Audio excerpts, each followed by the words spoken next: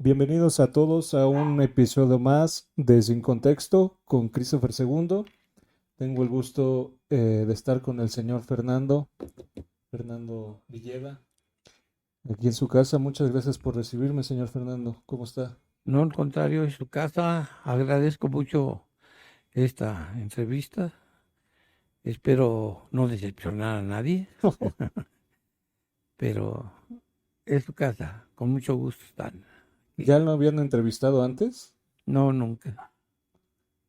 No, nunca me han entrevistado. ¿Cómo siente esta experiencia? Pues un poco emocionante para mí. Es emocionante porque nunca lo había yo hecho y espero no decepcionar, ¿eh? Lo estoy haciendo con mucho gusto y espero no cometer errores. Es algo muy en las- padre porque va a quedar por toda la eternidad, muchísimos años. Ah, qué bien, qué bien. Estamos Eso, ahorita en la colonia federal. así es. ¿Cuántos años lleva viviendo aquí, señor Fer? 79, 79 años. sí. ¿Cuántos años tiene usted? 86. Nací en el año 1936. ¿Ha, Ya cumplí 86 años. ha cambiado mucho la colonia a raíz de que llegó? Este, sí, ha cambiado bastante. Cuando llegamos aquí había, estaba muy despoblado, todo estaba muy despoblado, no había ningún servicio, no había agua, no había luz, drenaje, ni pavimento, no había nada. Había, yo le calculo que había aquí como unas de 12 a 15 casas nada más en lo que era de la colonia. Estaban bien ubicadas. La de la señora Ramírez, la del doctor Guadalupe Gracia García, la del establo, la de la señora Petrita, que eran muy conocidas, pero no había más de unas 15 casas cuando llegamos. Era muy despoblado todo, mucho polvo, no había nada de pavimento y pues teníamos que adaptarnos a la situación como estaba, ¿no? ¿Usted nace en la Ciudad de México? Así es, nací en la Ciudad de México, exactamente en la calle de San Antonio Abad, número 76. Ahí nací. Eh, En la ¿Cómo, colonia, es en la colonia obrera, sí. qué se siente ser hijo único en su época? Bueno, yo siempre me sentí muy a gusto de ser hijo único, aunque tuve una media hermana por parte de mi madre y pero pues nos llevamos muy bien y ahora ella ya falleció, hace como 2 meses falleció, pero mi vida fue muy a gusto con mi familia, con mis padres, mi hermana, mi media hermana. ¿Cómo fue su infancia? Pues mi infancia, yo digo, un poquito de soledad, no tenía yo muchos amigos aquí. Llegando aquí me llevaron a inscribir a una escuela que está aquí en el Peñón, a un lado del aeropuerto. Y yo venía de una escuela particular y mi papá le dijo al profesor que pues yo iba para inscribirme en tercer año, al tercer año. Lo que me decían que estaba muy chiquito, que estaba muy pequeño yo para el tercer año. Entonces mi papá le dijo, pues si quiere, póngale algún problema, el que guste, y si se lo resuelve, pues lo acepta, y si no, pues no. Entonces me puso ahí una multiplicación y una división en el pizarrón. De ahí que tenía el pizarrón el maestro este. Entonces me lo puso y yo pues con mucha facilidad lo resolví, no tuve ningún problema. Entonces fue así como me aceptó y yo entré al tercer año aquí en la escuela de Isabel del Peña. Pero tenía yo 8 años de edad. ¿A qué edad empezó a trabajar?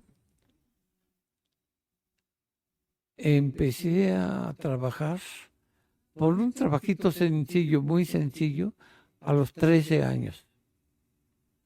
A los 13 años, una persona que era vecino hacía cochecitos de hoja de lata y le pidió a mi papá si podía darme permiso de que yo le fuera a ayudar.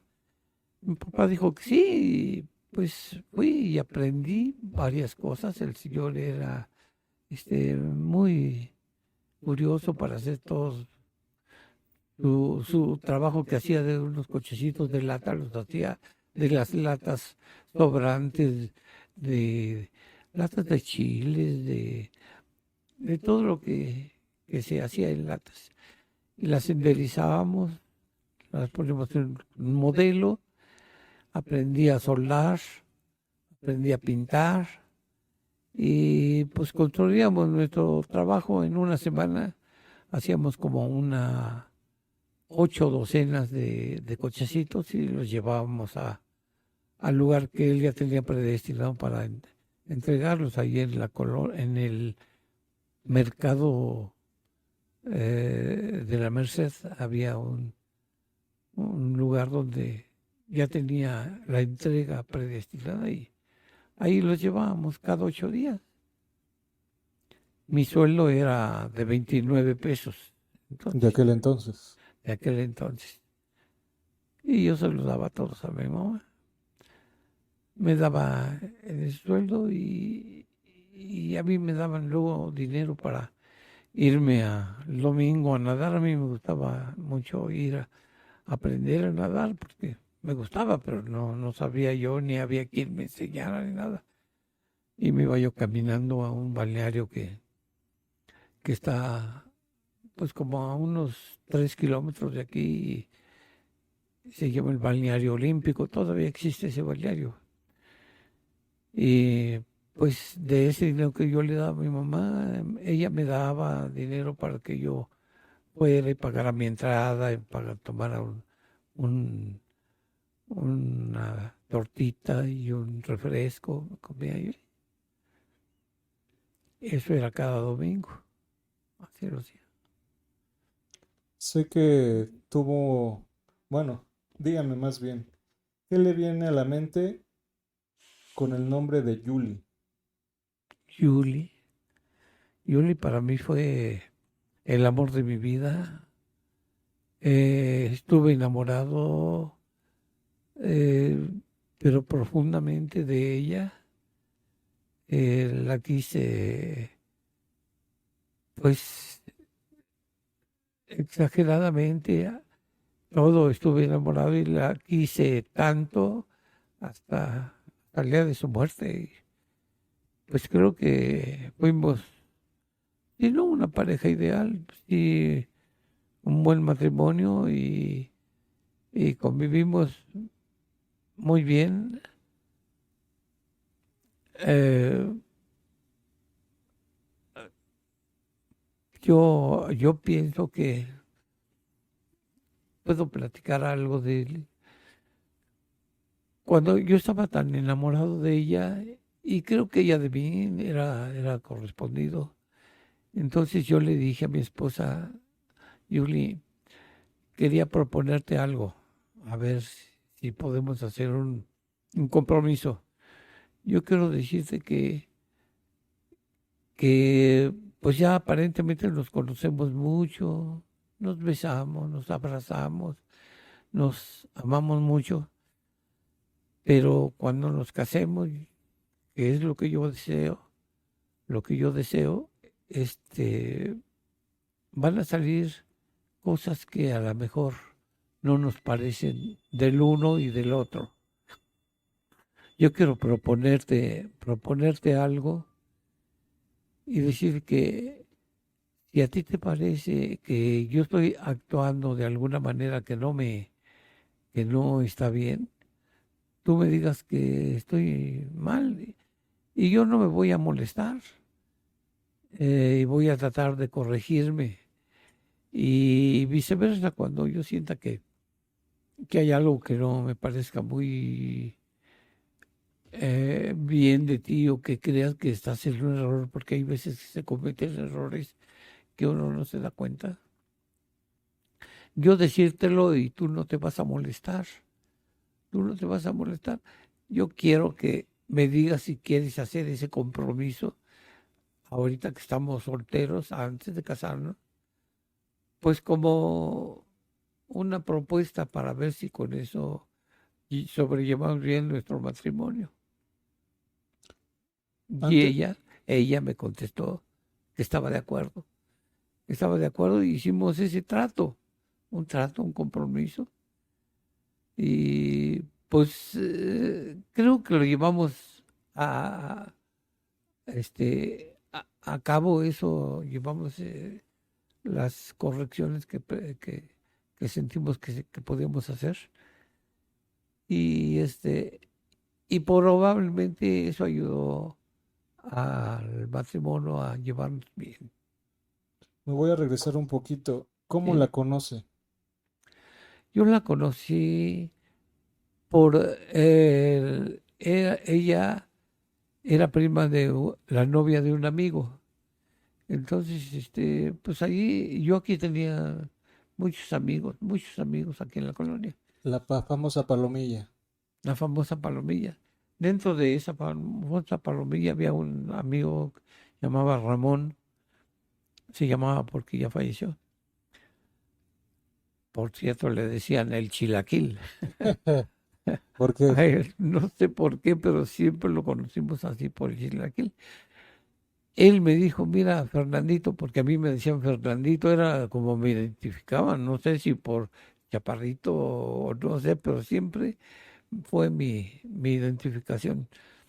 Me decía, Fernandito, mira, quiero que presentarte a la prima, a las primas, porque eran sus hermanas, eran hermanas, a las primas de mi novia. Y dice, quiero que las conozcas, están bien bonitas, están jóvenes tan bonitas y son muy decentitas y te van a gustar. Y le dije, pues sí, vamos. Y fuimos y me la presentaron. Conocí primero a mi cuñada Patti, la vi, me gustó también mi cuñada Patti, me gustó, me gustaban sus ojos. Pero después enseguida conocí a mi esposa. Y mi esposa, pues me gustó un poco más. Y, eh, y yo, pues, las invitamos a salir, a dar una vuelta y todo. Y ya fue donde hubo la propuesta de que si quería ser mi novia y todo. Y aceptó y comenzamos a salir. Eh, yo era, la verdad puedo decir, Lo que quieras. mm, Es su espacio. era muy noviero. Ok. Para entonces yo tenía otras dos novias en otros lugares. ¿Qué? Pero ya cuando conocí a Yuli, se desvaneció todo aquel gusto por las otras muchachas y las terminé de muy buena forma, con mucha táctica, muy buena forma. Las terminé y les di muchos consejos y todo. Y porque eran buenas muchachas, eran bonitas, buenas muchachas, jovencitas también. Pero Yuli pues sobrepasó todos esos eh, gustos que tenía por las otras señoritas y me vino un enamoramiento muy profundo, muy profundo. Yo sentía así como en el pecho, en el estómago, no sé. Cada vez que la veía era un gusto y comencé a enamorarme profundamente de ella. La quería yo ver en la mañana, en la tarde, en la noche, a todas horas quería yo verla. Y y nos hicimos novios por 5 años, 5 años. Yo le propuse ya matrimonio. Fue ¿Se acuerda una, cómo le propuso matrimonio? sí, sí me acuerdo. Eh, había habido un enojo por parte de ella, porque ella me dijo que fui por ella a su trabajo y salimos de su trabajo y íbamos caminando por la calle de Xola y Amores. Y entonces venían unas muchachas en sentido contrario y ella dice que yo la solté de la mano. Y ese fue todo su enojo, pero yo no sabía por qué se había enojado. Y comenzamos a caminar y yo le dije, ¿por qué te enojaste? ¿Por qué? Y no sabía yo. Entonces caminamos y caminamos y llegamos al lugar. Yo no tenía auto entonces, a tomar el camión. Y le digo, pues si no me dices, ¿por qué? Pues no sé, quiero que me digas por qué te molestas. Entonces ella me dijo, no me contestó. Y se venía el camión en que se iba a ir. Y pero había camiones de primera y de segunda. Entonces yo dije, en ese de camiones de segunda, en ese no nos vamos a ir, nos vamos a ir en el de primera.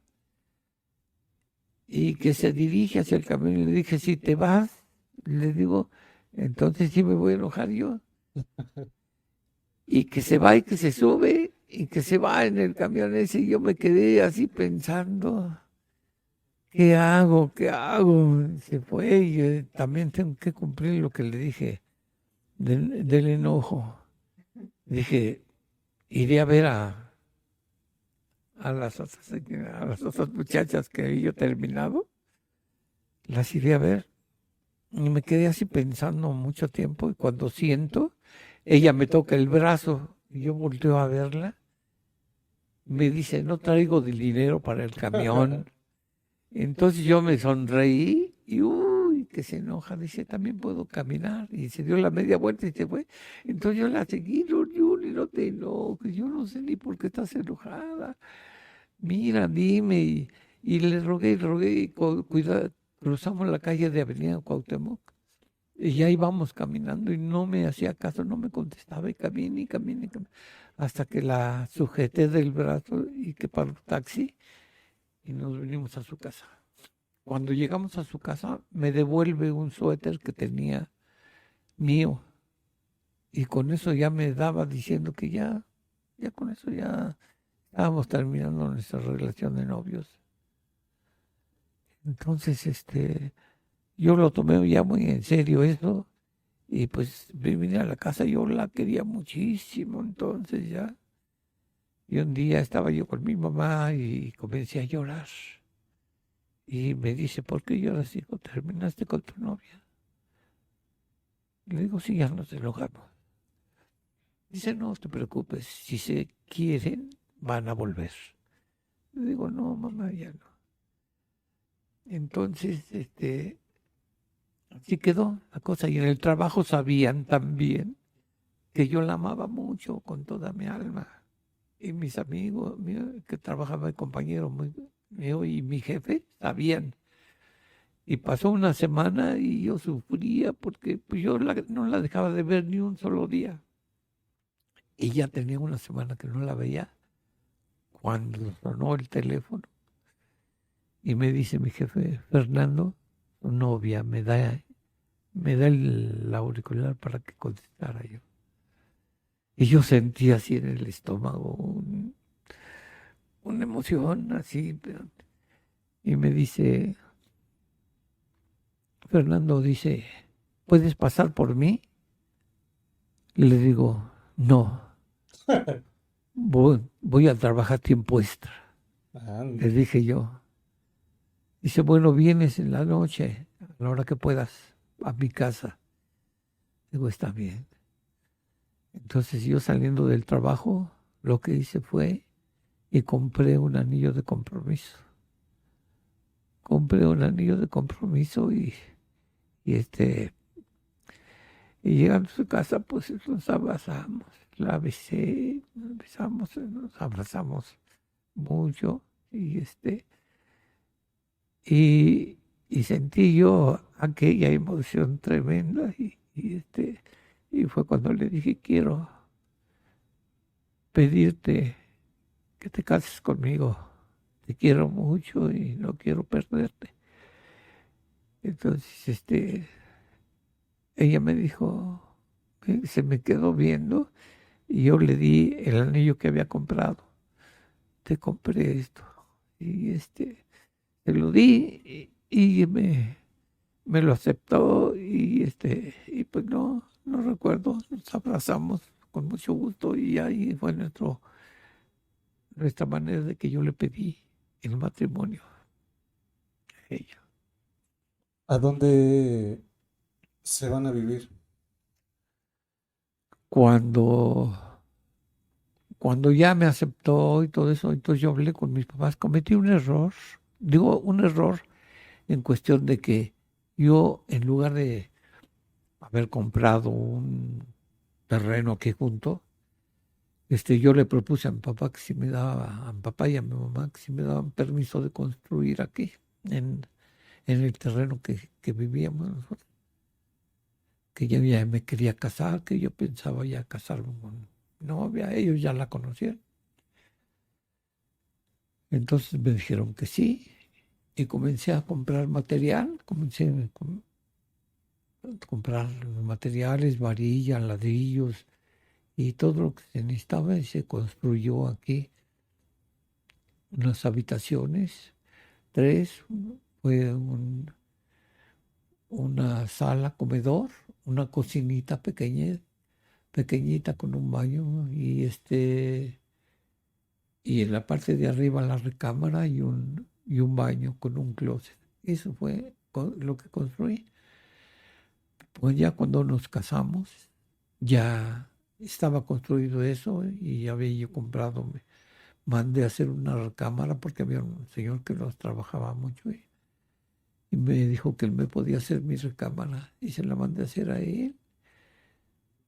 Y ya cuando nos casamos, yo tenía mi sala, recámara y comedor. Uno de la sala o el comedor me lo regaló mi papá, pero no me acuerdo cuál de los dos me lo compró él. ¿Qué edad tenía ahí? 25 años, 25 años. Mi esposa tenía 22, yo le llevaba 3 años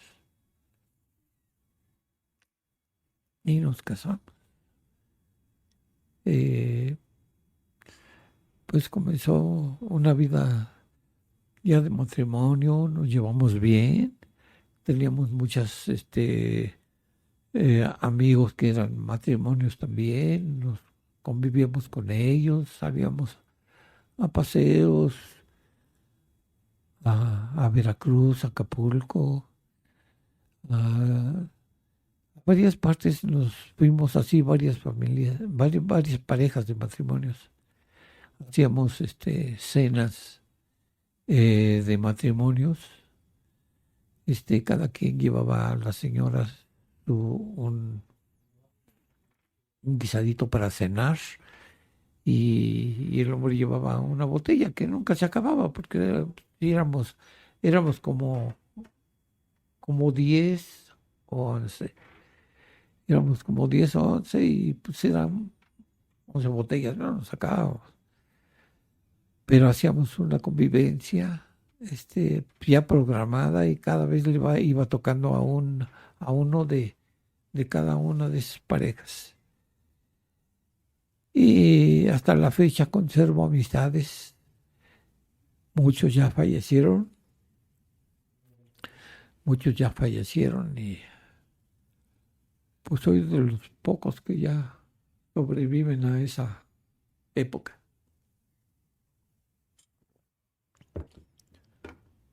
¿Cuándo llegó el primer hijo? el mismo año que nos casamos. Nosotros nos casamos el 21 de enero. Por cierto, este sábado va a ser esa fecha. Mañana va a ser. Y el 21 de enero del 1962. Y mi primer hija nació el 8 de diciembre del mismo año. Les digo, porque uno de mis hijos, dice, entonces en el mismo año, entonces hubo adelanto, y no, ningún adelanto. Dijo, porque nosotros nos casamos en enero y mi hija nació en diciembre. Ella fue una nació en diciembre. Tuvimos 4 hijos, 3 hijas, las primeras 3 fueron hijas, mujeres, y el cuarto fue mi hijo, hombre. Cuatro hijos tuvimos. Pues muy felices con ellos porque tengo fotografías de juntos desde que estaban pequeñitos hasta ahora que ya soy bisabuelo. Y ahora tengo bisnietos. Tengo 2 bisnietos por parte de una de mis hijas, la segunda. Y tengo 11 nietos en total.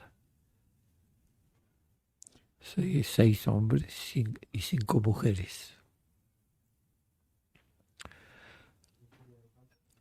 Me regreso un poco cuando nacen sus hijos. Sé que la señora Julia, en paz descanse, padecía de una enfermedad. ¿Cuál era? Ella, desgraciadamente, padeció de una enfermedad que se llama artritis reumatoide. Y fue mucho padecer el que tuvo ella porque lo sufrió durante como 35 años. Se le hicieron 22 cirugías. Tuvo prótesis en sus 2 caderas, sus 2 hombros, sus 2 rodillas. Le pusieron prótesis. Le operaron sus pies y le tuvieron que hacer una traqueotomía cuando la operaron de sus hombros porque no la podían entubar, porque tenía muy reducida su garganta. Padeció mucho, fueron 22 cirugías y mucha rigidez. 12 años estuvo en silla de ruedas, ya al último, así como fue cuando terminó. 12 años en silla de ruedas. Y pues yo la atendí todo lo mejor que pude. Sé que le construyó varias cosas, con sus propias manos, literalmente. Sí, sí, lo que pasa es que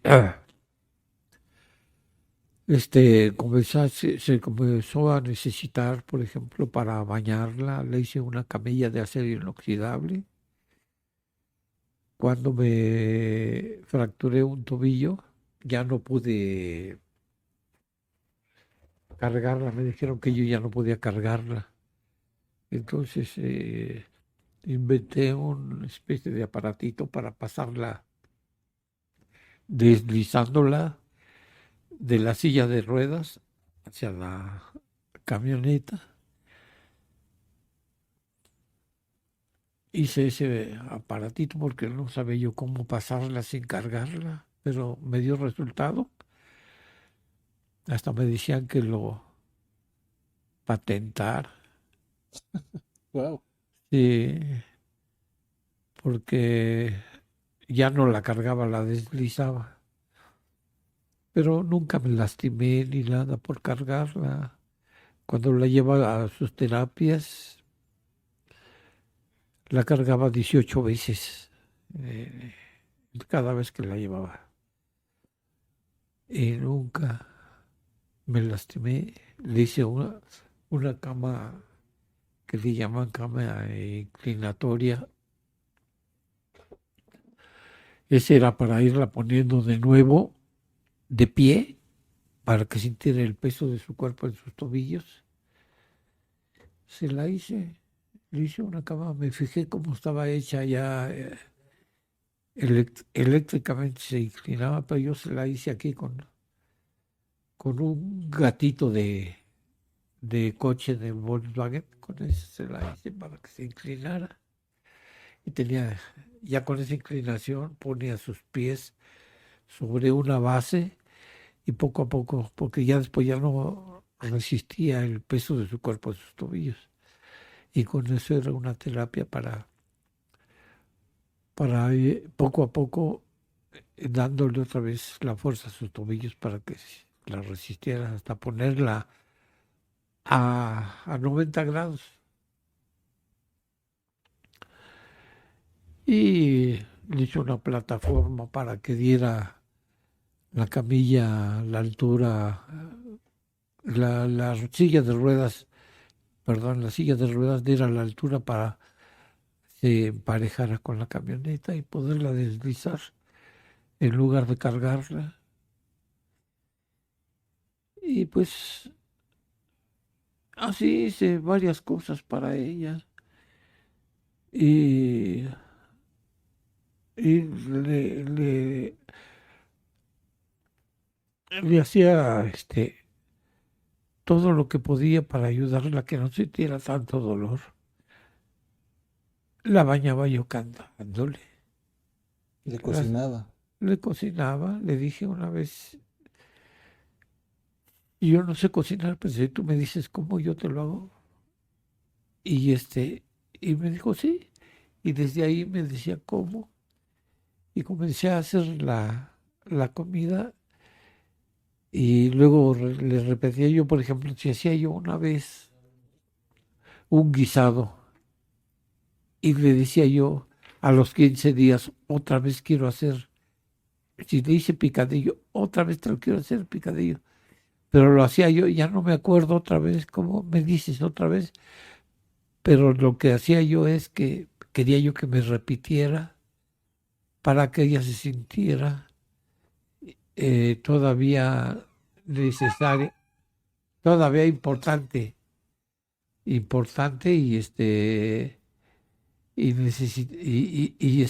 me volviera a repetir cómo se hacían las cosas para que se sintiera no importante sino necesaria.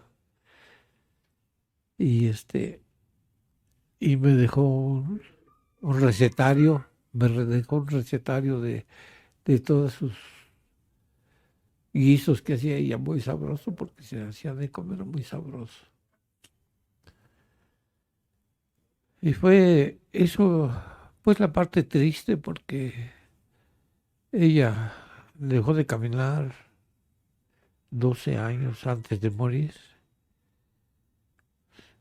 Y a mí me decían que me iba a ir al cielo porque la ayudaba yo mucho y porque tenía aparte a los muchachos, a mis nietos que me había dejado mi hijo, a 4 niños. Y decía yo, pues qué fácil es irse al cielo porque lo que hago yo es muy sencillo porque lo hago con todo el gusto de hacerlo.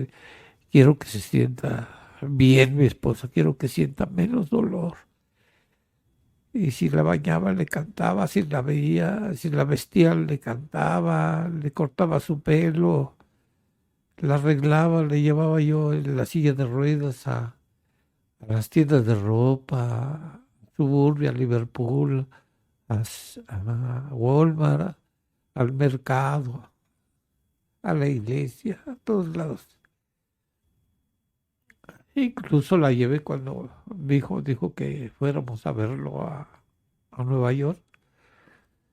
Primero fuimos a Los Ángeles a ver a sus hermanos de mi esposa. Y ahí estuvimos, pero yo llevaba cargando las maletas, la silla de baño, todo desarmada, todo, las maletas, la silla de ruedas, y así de todas maneras la llevé. Y estuvimos ahí en Los Ángeles con mi cuñada, hermana de mi esposa, su hermana Lupita. Estuvimos como 10 días y luego de ahí, de esos 10 días, nos fuimos a Nueva York a ver a mi hijo, que teníamos 9 años sin verlo. Teníamos 9 años sin verlo y pues fue un reencuentro ahí muy emocionante, muy, muy emotivo, porque teníamos mucho sin verlo. Él nos había dejado a sus niños aquí y nosotros estábamos al tanto de los niños. ¿Cómo fue esa parte de sus nietos? Eh, Ellos tuvieron 4 niños, mi hijo y su esposa tuvieron 4 niños, y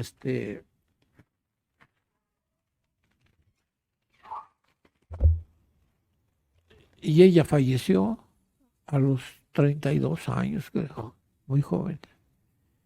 Mi hijo se quedó sin trabajo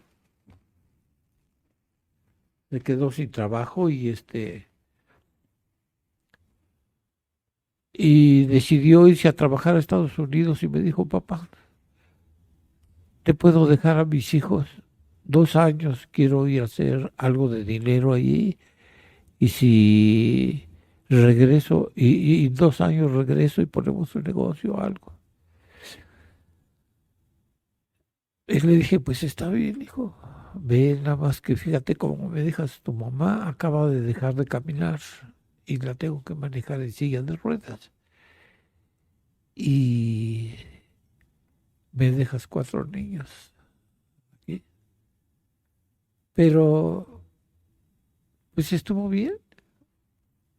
Me ayudaron mis hijas, me ayudó mi cuñada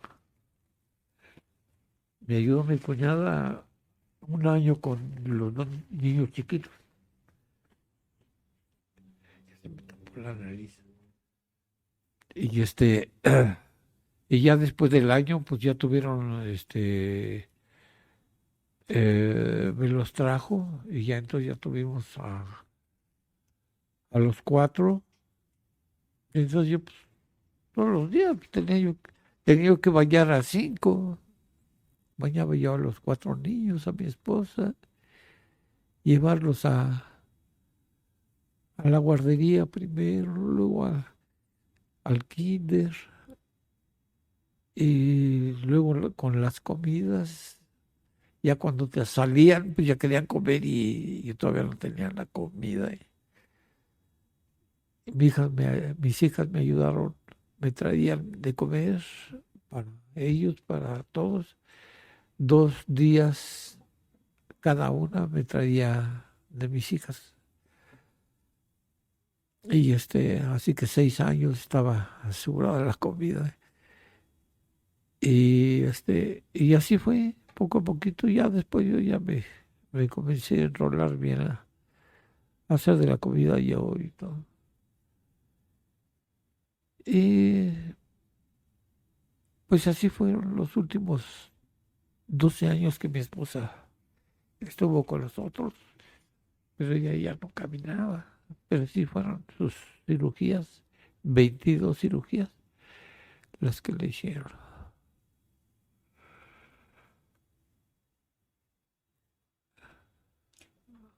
¿Cómo fue cuando ella falta?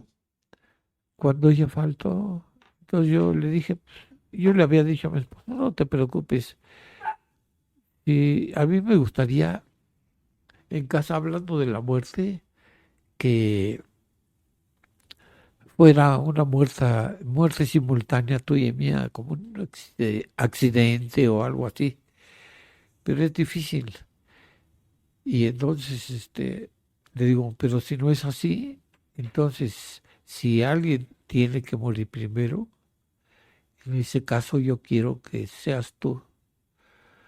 Y quiero que seas tú no porque no te quiero, sabes que te quiero con toda mi alma. Pero nadie te va a poder atender como te atiendo yo, porque es mucho el trabajo y mis hijas, que son excelentes hijas, que vendrían a hacerlo, pero tienen sus obligaciones también. Entonces, no ibas a poder tener la atención que yo te puedo dar. Entonces, por eso quisiera yo que fueras mejor tú. Pero no te preocupes, le dije, no te preocupes si tú falleces, yo no duro ni 6 meses después. Pero eso no fue así, porque cuando ella faltó, yo poco a poco me fui dando cuenta de que los niños todavía estaban chicos y ya se sentían necesidad de un apoyo todavía. Y después esa fue mi motivación para seguir viviendo. Y así fue hasta la fecha. Ahorita ya son 22 años que mi hijo se fue. Este año van a ser 23. La... Después de todo eso, sé que hubieron también cosas complejas. Por ahí hay un tema del corazón. Me parece que tenía taquicardias. Y yo padecí taquicardia desde los 19 años.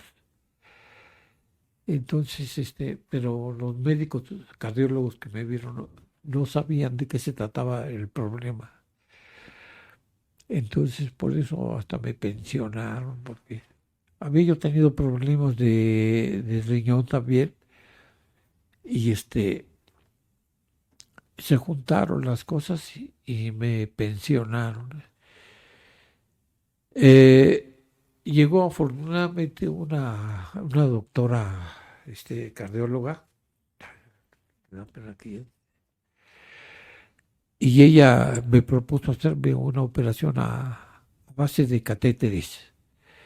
Eh, Cosa que me gustó mucho porque el médico anterior me había dicho que me iban a hacer una operación a corazón abierto y me iban a abrir, y yo me dilaté mucho en contestar porque aceptar, pero al fin ya había aceptado, pero resulta que el médico afortunadamente se fue de vacaciones y ya no me operó.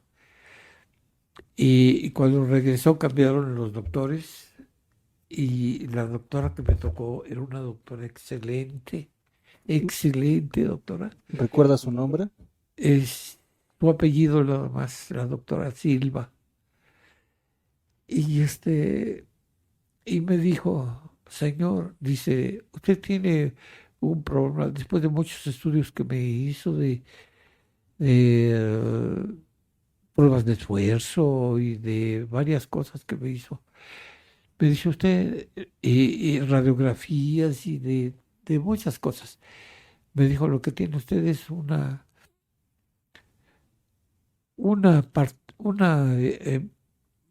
partecita, como dijera, que tiene entre aurícula y ventrículo.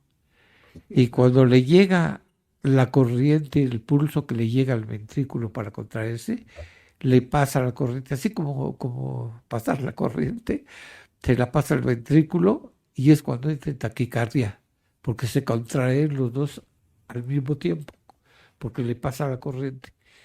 Y deben de contraerse alternadamente, uno primero y otro después, uno primero y otro después.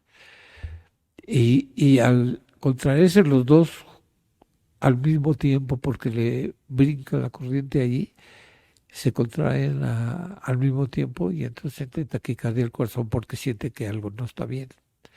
Entonces le vamos a hacer a usted una operación que le vamos a quitar por medio de cateterismo este, eh, esa membranita, era una membranita, que la vamos a quitar. Y me la hicieron.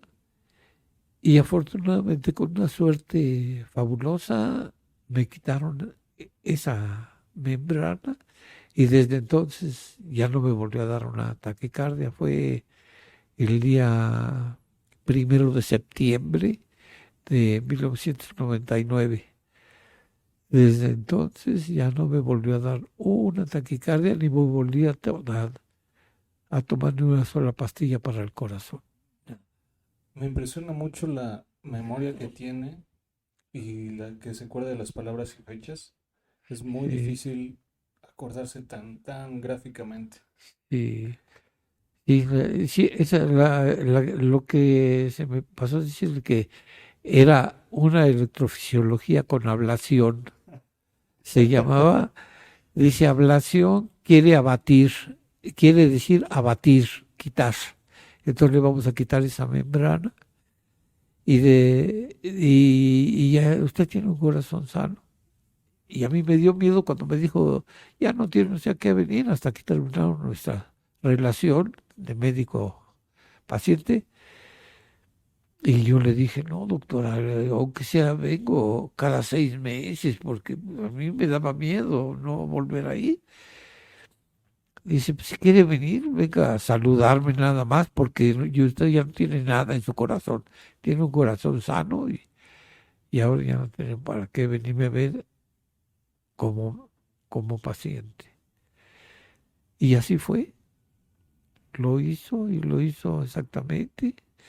Me dijo que había tenido un 95% de éxito la operación que me hizo y los médicos que estaban al lado mío me felicitaron, se emocionaron, me dijeron que qué bueno, me tocaron así de los hombros y qué bueno.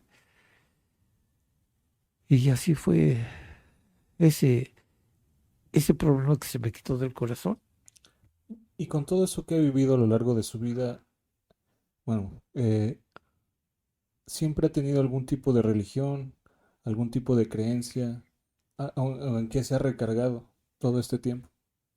Sí, sí, mis padres me enseñaron la religión católica y hasta la fecha sigo siendo católico y hasta la fecha sigo rezando y pidiéndole a Dios por toda mi familia. Diario hago, ya tengo hecha una oración por todos y diario le pido en la mañana y en la noche por ellos.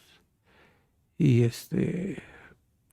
pues, aunque uno vea tanta investigación que se hace y se da uno cuenta de varias cosas como que no concuerdan, pero hay otras que sí, y entonces yo sigo creyendo en Dios, sigo creyendo y sigo pidiéndole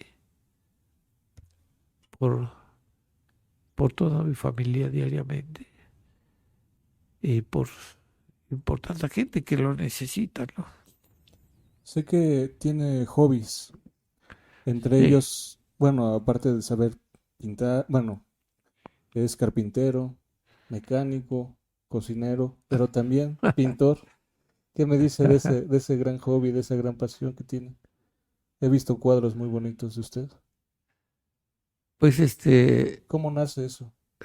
no sé, pasó mi tío, un tío mío dejó un estuche de pinturas en su casa. Él murió y se quedó ese estuche allí y cuando ya dijeron, pues esto ya no nos sirve a las personas que estaban ahí, les dije yo lo quiero y me quedé con ese estuche y entonces dije, bueno, pues hay que pintar algo, hay que hacer algo. Y yo quería hacer el Popocatépetl, era mi pasión, porque yo subí al Popocatépetl en mi juventud 3 veces y yo quería hacer una pintura del Popocatépetl. Y pero mi nieta Karen me dijo, no, dijo, pinta este cuadro. Entonces me dio una fotografía de un cuadro y pues eso la hice y ahí está, ahí está. Se lo llevó a mi hija como 4 años o no sé cuántos años para ver cómo quedaba con su comedor, pero ya me lo devolvió. Ajá. Con la condición de que yo le hiciera otro cuadro, ya se lo hice. Pues me he robado trucos, se puede decir, de algunos para hacer curvas. Eso no se puede describir aquí en la plática, pero viendo una serie en la televisión que se llamó del investigador ¿cómo se llama? Ay, se me olvidó el nombre. Bueno, vi cómo pintaban allí un cuadro dándose un apoyo y hice ese espacio también para sostener el pulso porque es un poquito difícil eh, trazar una línea y ya no poder corregirla si ya está trazada. Lo que se pintara ya eso quedaba. Y así es esa línea y pues son muchas las cosas que prefiero hacer porque hay que mantener la mente ocupada. Ahora, por ejemplo, en la pandemia, dijeron, no puede uno estar saliendo, no puede uno estar yendo porque es peligroso, nos podemos contagiar. Entonces yo dije, pues no hay que salir, pues entonces me voy a dedicar a hacer cosas aquí. Y hice como 9 cosas aquí en la casa, cosas de madera y todo eso. Hice varias cosas. En eso me entretuvo esos dos años de pandemia que hubo. Todavía hay, pero ya en menor grado. Y pues otro de mis hobbies también es el ajedrez. También me gusta jugar ajedrez. He hecho, cuando trabajé en correos y telégrafos, hice 5, ¿cómo se dice? Torneos, 5 torneos de ajedrez. Nunca gané ninguno, pero me gustó hacerlos. Éramos como unos 18, 20 cada torneo que hacíamos. Me quedó el gusto de ganarle a uno que ganó el campeonato, pero me dio el gusto de ganarle, un muchacho muy inteligente que era el jefe de tarifas de ahí, de comunicaciones y transportes. Esa vez yo sentí la fuerza de la gente, yo sentía que todos los demás querían que yo ganara. Y sentía yo que querían que yo ganara y le gané. Y le gané. Y no gané el torneo, lo ganó él, el muchacho al que le gané, pero fueron a O sea que le ganó al campeón. Le gané al campeón. Desde antes de que ganara finalizar el torneo. Sé que también le gusta la poesía. Me acuerdo mucho un poema que alguna vez recitó. ¿Todavía se acuerda cuál es? Bueno, hay algunos brindis del bohemio que me gustan. Creo que es eso.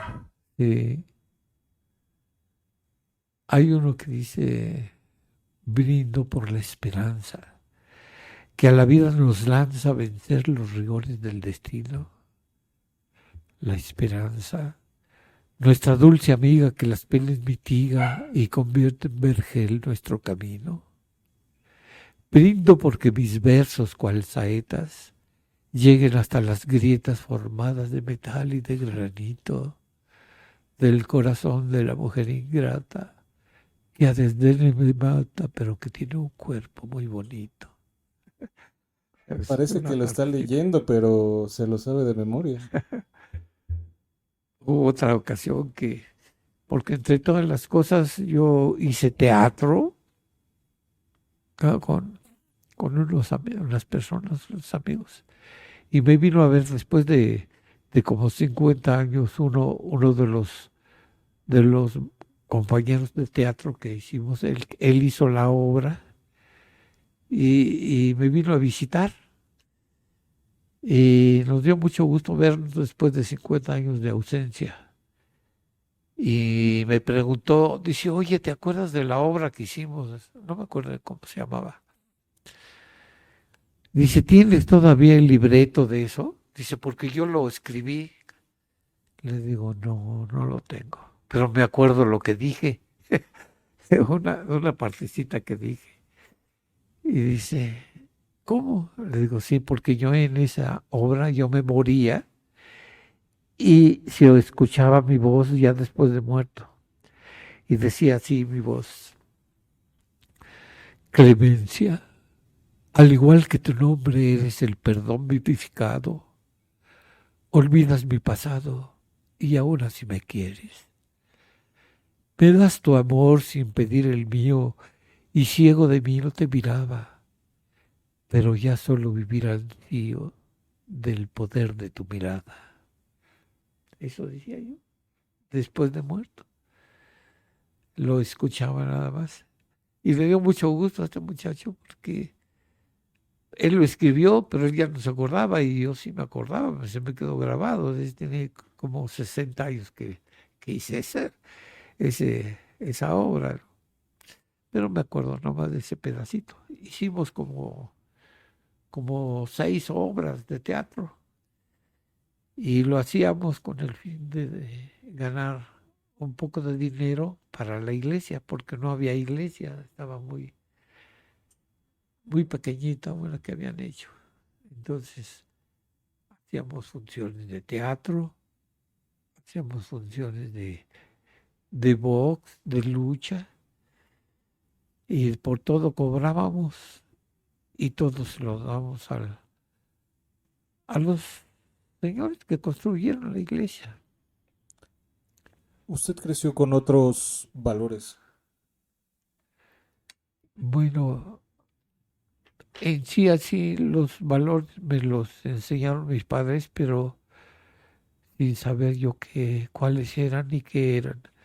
Ahora me doy cuenta y siento que los valores para mí son la única arma que tenemos los padres para con los hijos,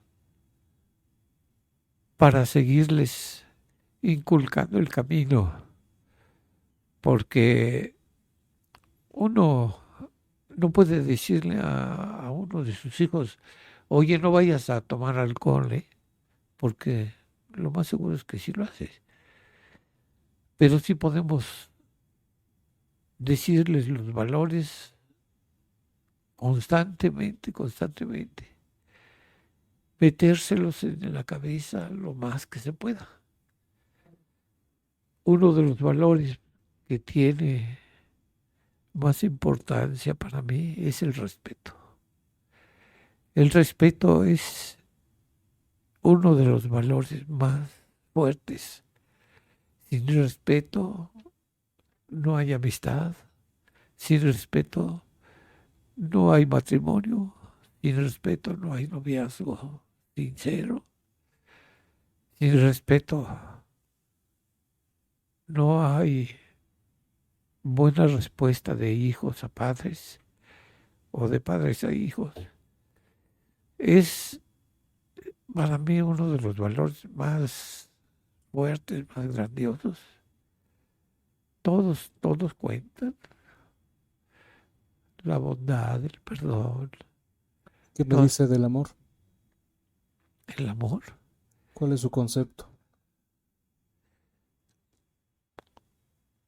El amor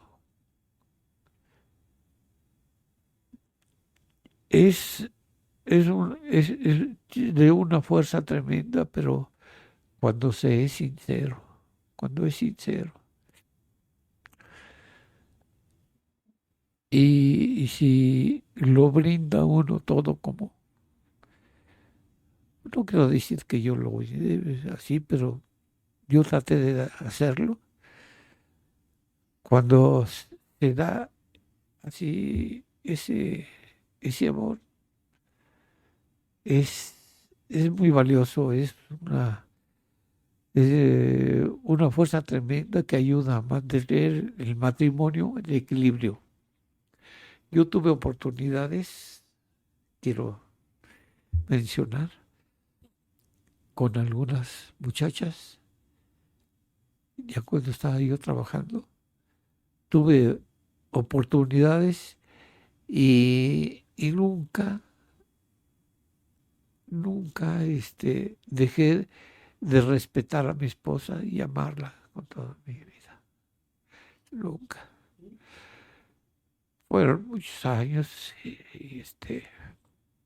y me mantuve ahí. Sé que unos van a decir o van a pensar que no fue así, pero ya me quedé en mi conciencia que así fue. Y eso da lugar también a mantener una fortaleza en el matrimonio, en el amor. Debe de haber para todos lados, debe de haber amor para la esposa, para el esposo, para los hijos, de los hijos a los padres. Ahora, desgraciadamente, se está perdiendo mucho eso. Yo ya no lo veo igual. No sé, no sé, pero ya los matrimonios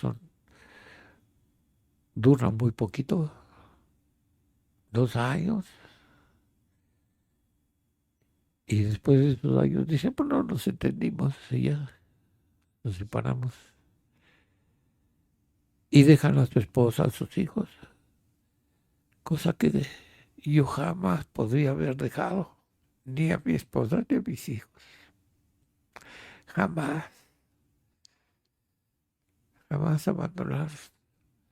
Y ahora veo que lo hacen con mucha facilidad, pero si no hay un verdadero amor, entonces da lugar a eso, a que se quebrante ese compromiso de... Y para ir cerrando, señor Fernando, ¿qué consejo le daría a los jóvenes de hoy que le hubiera gustado escuchar en su momento, ahorita ya con esa experiencia?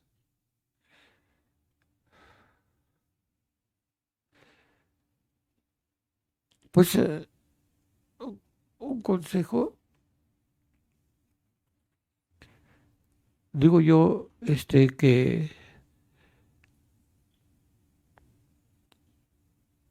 que sean sinceros, que sean respetuosos, que entre el respeto y que vean que la familia es una de las cosas más valiosas que podemos tener. La familia es algo increíblemente fuerte, agradable, bonita, de donde nos da fuerza, nos da ayuda, nos da alegrías, nos da tristezas a veces, pero que vivan con mucho amor y mucho respeto. Y mucho entusiasmo, mucho trabajo, trabajar porque no hay otra cosa más que trabajar para hacerlo con con lo necesario para vivir. Ahora, digo yo, ya las cosas fueron cambiando poco a poco porque en mi vida ya tantos años he sido he pues testigo de muchas cosas, de muchos cambios, del- de la tecnología, de que no había televisión, que no había celulares, no había GPS, no había nada, y de todos esos cambios que se va uno dando cuenta son cosas fantásticas y yo no dejo, no quiero ni pierdo el poder de asombro de todas esas cosas, porque para mí es maravilloso todavía verle una pestaña a un jugador o una persona que está en el otro lado del mundo casi al mismo tiempo que lo están filmando, que lo están. Es increíble, es una cosa fabulosa.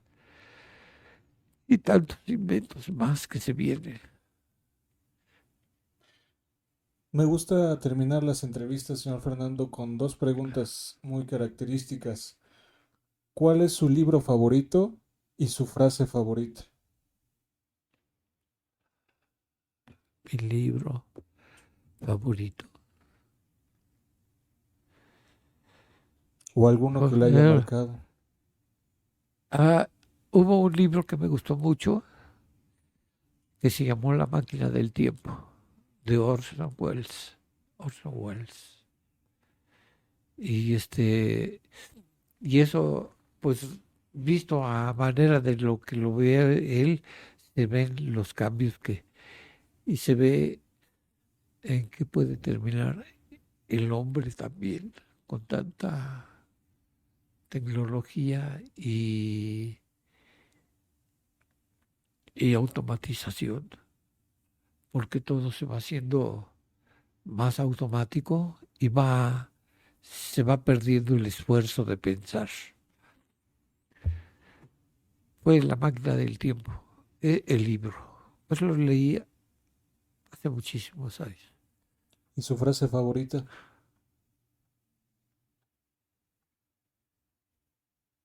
Mi frase favorita.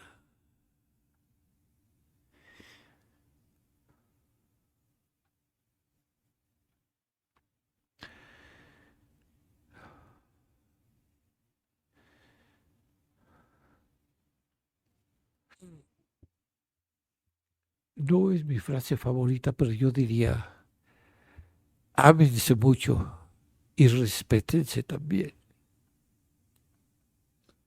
Por último, ¿me podría ayudar con su presentación ante la audiencia? ¿Cuál es su nombre? ¿Qué edad tiene? ¿A qué se dedica? ¿A qué se dedicó? Sí, mi nombre es Fernando Villeda Núñez. Tengo 86 años.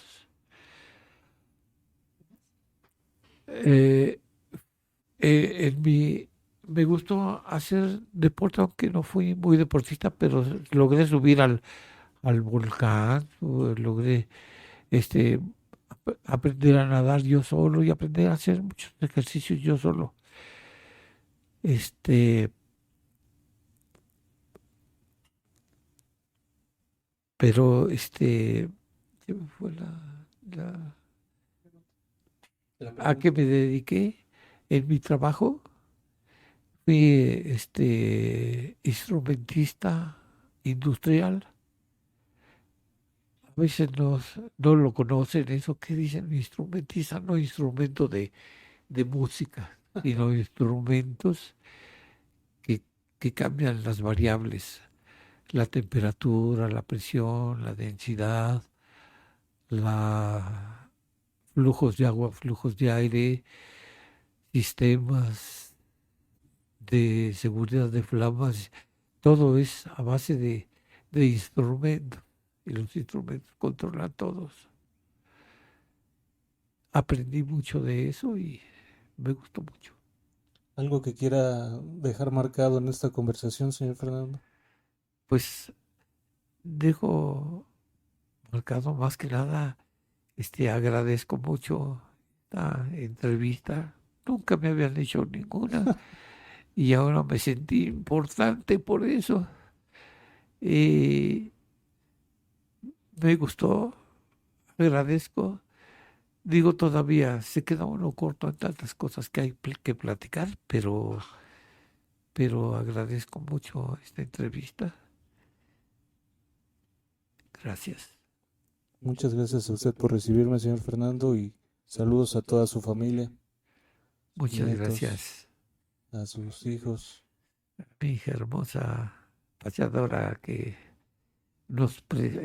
presumo por donde quiera. Mi hija conoció el desierto. Mi hija, aquí ya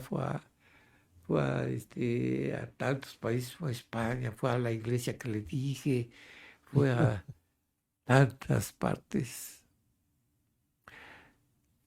Aunque me despertó una vez cuando le dije, ve a esta iglesia, conócela, por favor, tú que vas a ir. Y me despertó, estaba yo desvelado. Y me dice, güey, eran como las 7:30 de la mañana y yo no coordinaba. Dice, ya estoy aquí donde me dijiste. Y yo, ¿quién me habla? ¿Quién me habla? No sabía yo ni quién me estaba hablando.